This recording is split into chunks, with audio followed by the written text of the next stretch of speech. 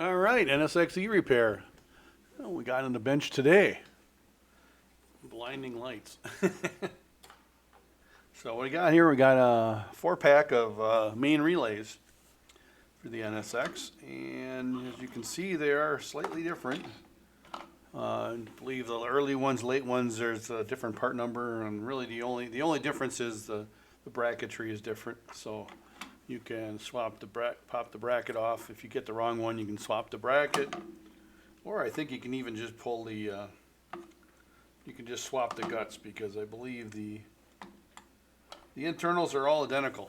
Yeah, it kind of appears this way. So these, I don't believe any of these were actually bad. I think these were just sent in for a refurb. But this one might. I don't know if somebody tried to resolder this one or not. Let's bring on the microscope and take a closer look when we pause it. All right, so we're in the microscope. I showed it earlier. These look like somebody tried to resolder them. But if you look at these connections, you can see the cracks around them. They're kind of hard to see. That one, that's probably got a crack around it. So all of these connections need to be, that one's cracked all the way around. So unfortunately, that's one of the downsides of these single-sided circuit boards. So this will get resoldered. We'll go over and resolder all these connections, heat them up good, add solder to them. So let me, yeah, that one even seems to have a little crack there. Yeah, right around the lead they seem to be cracked. So these are all, some people call them cold solder joints. Let's pull out a different one here that doesn't have obvious problems and have some rework done to it. Yeah, these are all cracked. Look at that. Wow. The microscope really shows a lot of problems here that you don't really see. So these are pretty reliable devices. They aren't expensive to replace. So look at the crack around. Look at the crack around that pin there. That's definitely a bad connection waiting to happen. So we'll resolder these and give you an overview. We switch over and then we'll. All right, on the overhead camera here. Oh, kind of hard to tell there. So I'm going to touch up all these connections. Get them good and hot. Add some fresh solder. Like I said, I don't know if any of these were actually failed. It's a shop I work with that they've just changed these out as a regular part of maintenance, and then send me to have them refurbed and then rotate them around in their stock. So it's nice they're not burning up new parts. And I think once they're resoldered, they're probably better than new. That'll last at least as long as they did the first time around. So like I said, I reflow all the connections. While I'm here, get in here, add some solder, get it good and hot. Oop, it's kind of messy. Don't create any solder bridges. This one's definitely got a crack in it.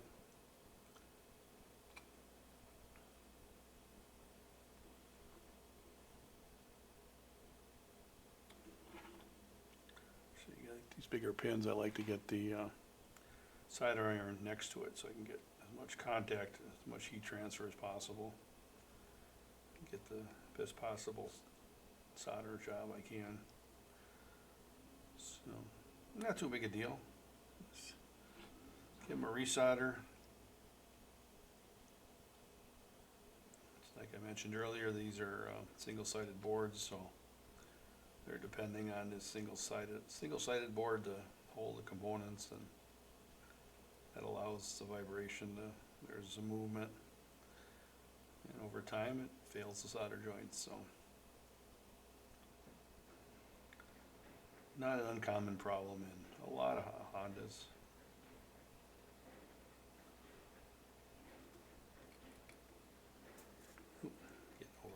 solder here. I'm gonna scrape that off later. So just work your way around. Don't miss any. Get them good and hot. Add some nice fresh solder. This is 3763 eutectic solder, so it's got a very limited. It's either liquid or solid. So, and this is a no clean flux solder, so don't have to go through and scrub off all the nasty rosin. Rosin core solder makes a mess. So we got 4 of these to do. I'm not going to make you watch me do all 4.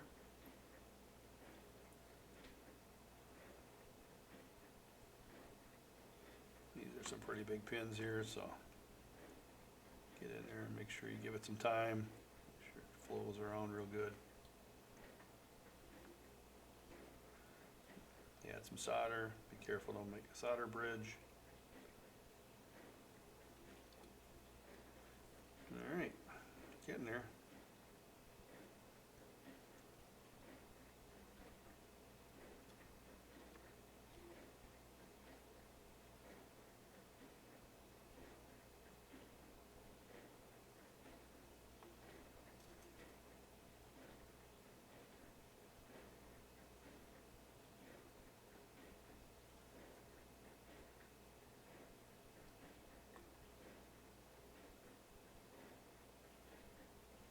Alright, I think we got everything.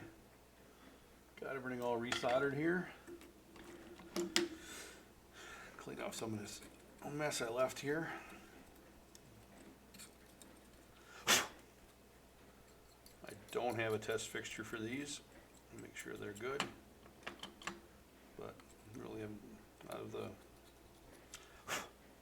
3 or 4 dozen of these I've done, I don't recommend most people send them in. By the time I think you can get an aftermarket one for $65 or so. The time you ship it to me, I fix it and send it back. It's not really worth the effort. But it's not a bad maintenance item if your car is older. Get a fresh one and resolder the old one and throw in a glove box in case you have problems later. Or resolder the one in your car if you happen to have it apart. So that's one. Let's switch over to the microscope. All right, on the microscope here. So no more cracks. They're all nice and shiny. Those were all cracked over there. So we resoldered everything. Oh, it looks a little crusty, but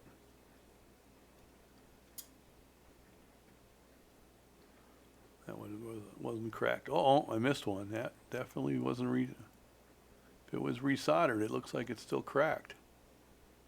Interesting. Let's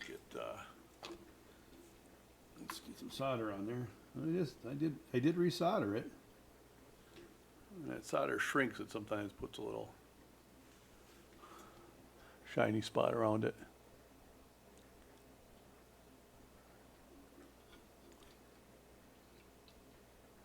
Sometimes you're just too close to tell.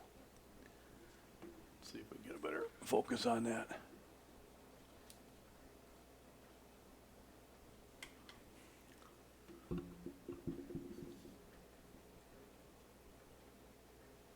A little fisheye in there yet. We're going to call it good.